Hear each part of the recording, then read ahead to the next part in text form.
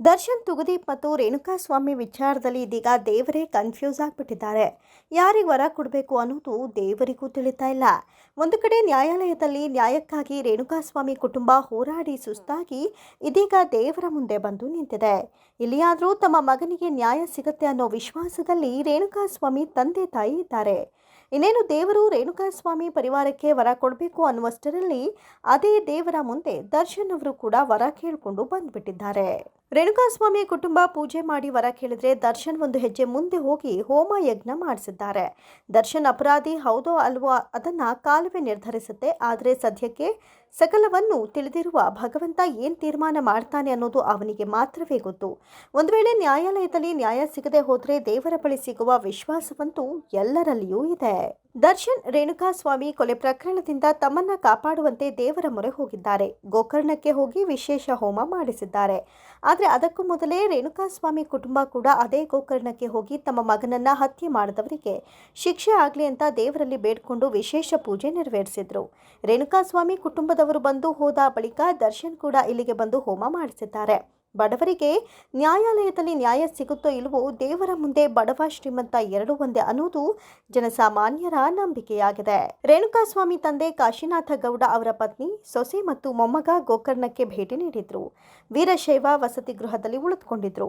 ನಂತರ ಅವರು ತಮ್ಮ ಮಗನಿಗೆ ಆದ ಪರಿಸ್ಥಿತಿ ಯಾರಿಗೂ ಆಗಬಾರ್ದು, ನನ್ನ ಮಗನ ಹತ್ಯೆ ಮಾಡಿದ ಎಲ್ಲ ಆರೋಪಿಗಳಿಗೂ ಶಿಕ್ಷೆಯಾಗಬೇಕು ಹಾಗೂ ಸೊಸೆಗೆ ಸರ್ಕಾರಿ ಕೆಲಸ ಸಿಗಬೇಕು ಅಂತ ತಂದೆ ಕಣ್ಣೀರು ಹಾಕಿದ್ರಂತೆ. ಈ ವಿಚಾರ ತಿಳಿದೋ ಅಥವಾ ಕಾಕತಾಳೀಯವೋ ಇವರ ನಂತರ ನಟ ದರ್ಶನ್ ಅವರು ಕೂಡ ಗೋಕರ್ಣಕ್ಕೆ ಭೇಟಿ ನೀಡಿ ಹೋಮ ಮಾಡಿಸಿ ಶಿಕ್ಷೆಯಿಂದ ತಪ್ಪಿಸು ದೇವ್ರೆ ಅಂತ ಭಕ್ತಿಯಿಂದ ಬೇಡ್ಕೊಂಡಿದ್ದಾರೆ. ದರ್ಶನ್ ತಮ್ಮ ಆಪ್ತರೊಂದಿಗೆ ರಹಸ್ಯವಾಗಿ ಗೋಕರ್ಣಕ್ಕೆ ಬಂದಿದ್ದು ಅರ್ಚಕರೊಬ್ಬರ ಮನೆಯಲ್ಲಿ ಒಂದು ದಿನ ಉಳಿದುಕೊಂಡಿದ್ರಂತೆ. ಈ ಪ್ರಕರಣದಿಂದ ಪಾರು ಮಾಡುವಂತೆ ಜಾಮೀನು ಮುಂದುವರಿಯುವ ಕೋರಿಕೆಯೊಂದಿಗೆ ಹೋಮ ಯಜ್ಞ ಮಾಡಿ ಶಿಕ್ಷೆಯಿಂದ ಪಾರು ಮಾಡುವಂತೆ ಅರ್ಚಕರ ಬಳಿ ಹೇಳಿಕೊಂಡಿದ್ದಾರಂತೆ. ಅರ್ಚಕರು ದರ್ಶನ್ಗೆ ಧೈರ್ಯ ಹೇಳಿ ಎಲ್ಲವೂ ಒಳ್ಳೆಯದಾಗತ್ತೆ ಅಂತ ಹೇಳಿ ಹೋಮ ಯಜ್ಞ ಮಾಡಿ ಕಳುಹಿಸಿಕೊಟ್ಟಿದ್ದಾರೆ. ಇದೀಗ ಜಾಮೀನು ಪಡೆದು ಹೊರಗೆ ಬಂದಿರುವ ದರ್ಶನ್ ಹಲವು ತಿಂಗಳ ಬಳಿಕ ಸಿನಿಮಾ ಶೂಟಿಂಗ್ಗೆ ಎಂಟ್ರಿ ಕೊಟ್ಟಿದ್ದಾರೆ.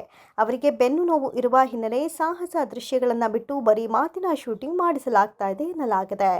ಡೆವಿಲ್ ಚಿತ್ರೀಕರಣದಲ್ಲಿ ಇಂದು ಭಾಗಿಯಾಗ್ತಾ ಇರುವ ದರ್ಶನ್ ಶೂಟಿಂಗು ಮುನ್ನ ನಾಡ ಅಧಿದೇವತೆ ತಾಯಿ ಚಾಮುಂಡೇಶ್ವರಿ ಆಶೀರ್ವಾದ ಪಡೆದುಕೊಂಡಿದ್ದಾರೆ. ಚಿತ್ರದುರ್ಗ ಮೂಲದ ರೇಣುಕಾಸ್ವಾಮಿ ಹತ್ಯೆ ಪ್ರಕರಣದಲ್ಲಿ ಜೈಲು ಪಾಲಾಗಿ ಜಾಮೀನು ಮೇಲೆ ಹೊರಬಂದು 9 ತಿಂಗಳ ಬಳಿಕ ನಟ ದರ್ಶನ್ ಮತ್ತೆ ಬಣ್ಣ ಹಚ್ಚುತ್ತಾ ಇದ್ದಾರೆ. ಜೈಲಿಗೆ ಹೋಗಿದ್ರಿಂದ ಅರ್ಧಕ್ಕೆ ನಿಂತು ಹೋಗಿದ್ದ ಡೆವಿಲ್ ಚಿತ್ರದ ಚಿತ್ರೀಕರಣ ಇಂದು ಮೈಸೂರಿನಲ್ಲಿ ಮತ್ತೆ ಆರಂಭವಾಗಿದೆ. ಇಂದು ಚಿತ್ರೀಕರಣದಲ್ಲಿ ಪಾಲ್ಗೊಳ್ಳುವ ಮೊದಲು ನಟ ದರ್ಶನ್ ಮೈಸೂರು ಚಾಮುಂಡಿ ಬೆಟ್ಟಕ್ಕೆ ತೆರಳಿ ದೇವಿಯ ದರ್ಶನ ಪಡೆದಿದ್ದಾರೆ.